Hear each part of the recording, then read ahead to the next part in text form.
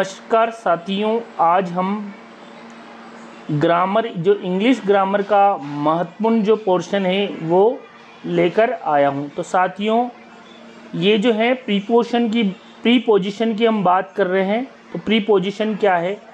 तो साथियों, प्रीपोजिशन मतलब प्री यानी कि पहले और पोजीशन यानी कि स्थिति।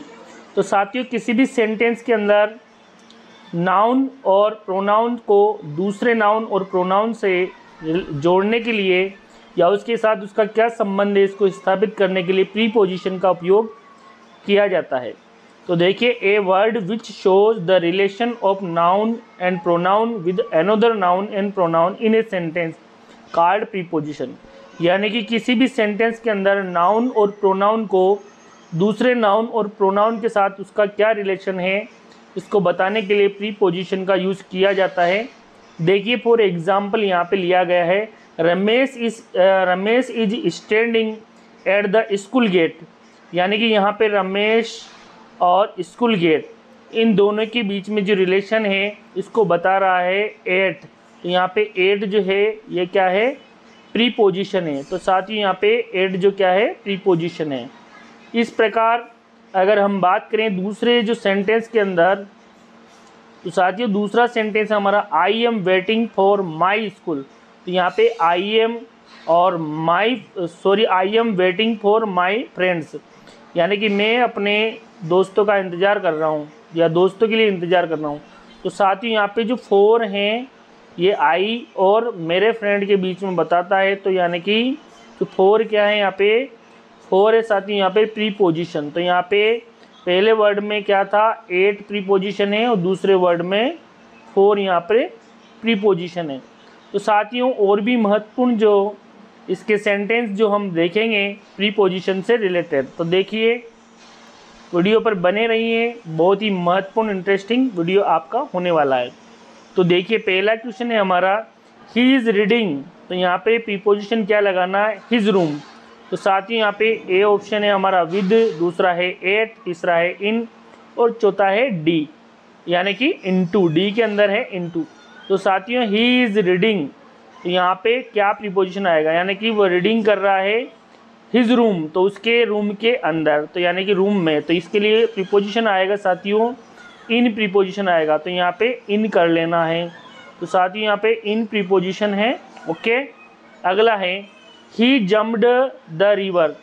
तो साथियों यहाँ पे जब भी कोई कूदता है किसी के अंदर बहते हुए जल में या घूमते हुए वाटर्स के अंदर, तो साथियों यहाँ पे इनटू का प्रयोग होता है। तो साथियों यहाँ पे सी ऑप्शन हमारा इनटू आएगा। तो साथियों यहाँ पे इनटू कर लेना है। ओके, तो इनटू द रिवर, यहाँ पे इनटू पे टिक लगा लीजिए। ओके, तो यानी कि सी ऑप्शन हमारा दूसरे का करेक्ट आंसर है।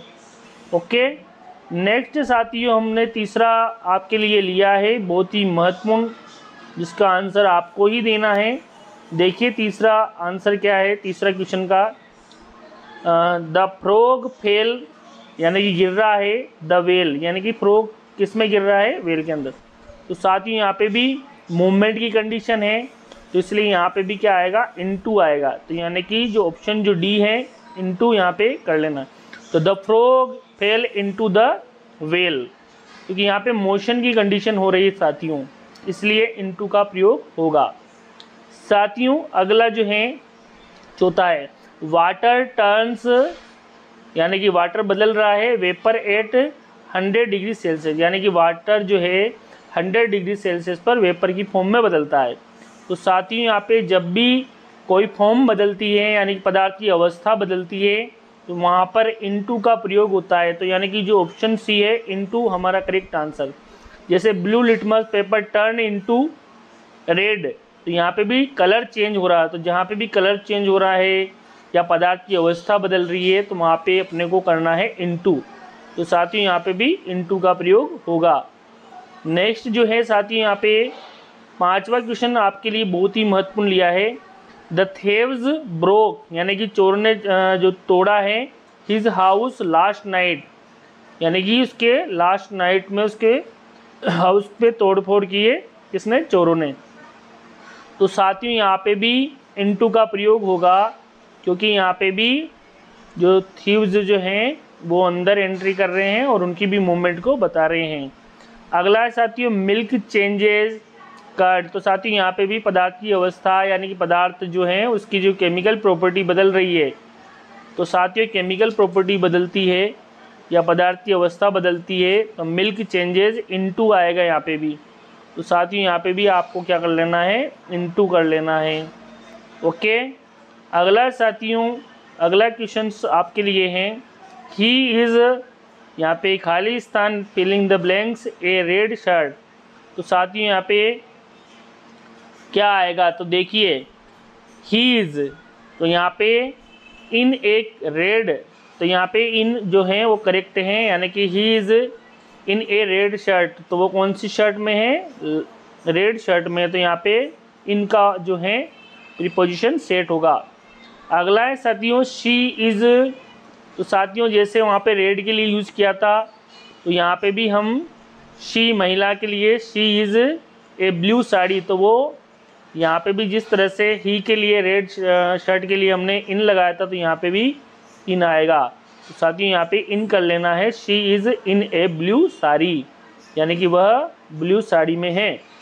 ओके, नेक्स्ट साथियों महत्वपूर्ण क्वेश्चन, महत्वपूर्ण प्रीपोजिशन से रिलेटेड आपके लिए लेके आया हूँ। इसको लाइक करें क्योंकि MGGS के लिए ये क्वेश्चंस बहुत ही ज़्यादा महत्वपूर्ण रखते हैं, बहुत ही ज़्यादा मायने रखते हैं।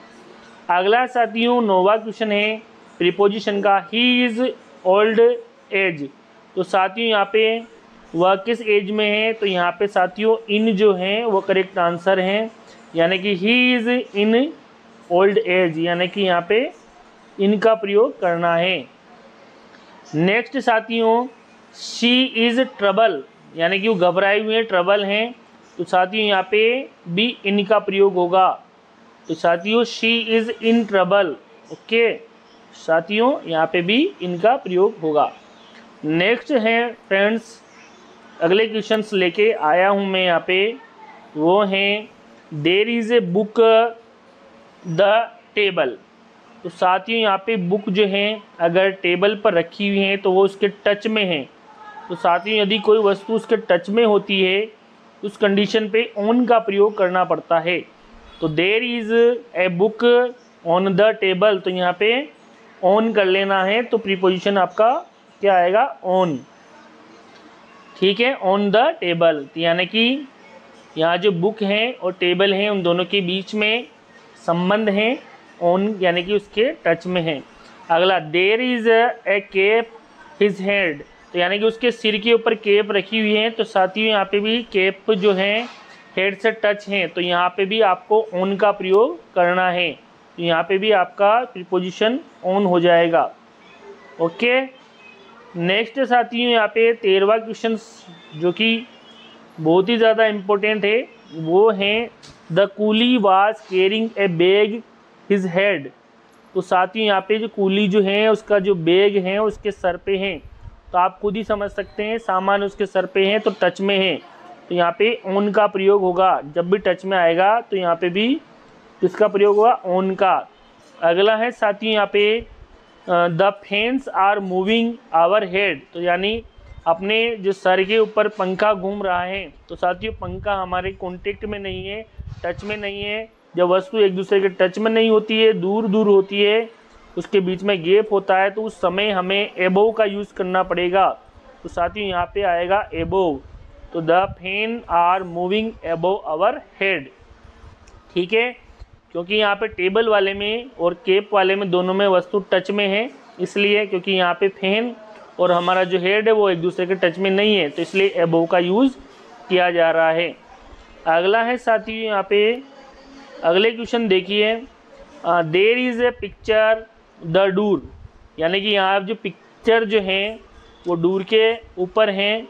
तो साथियों यहाँ पे इस कंडीशन में आपको क्या करना है, आप खुद ही आइडिया लगा लीजिए, क्योंकि यहाँ पे भी एबोव आएगा, क्योंकि वो डूर और पिक्चर टच में नहीं है, तो एबोव जो ऑप्शन में आएगा यहाँ पे, तो ए ऑप्शन हमारा करेक्ट आंसर है। साथियों यहाँ पे अगला क्वेश्चन हमने लिया है द एरोप्लेन इज़ फ्लाइंग।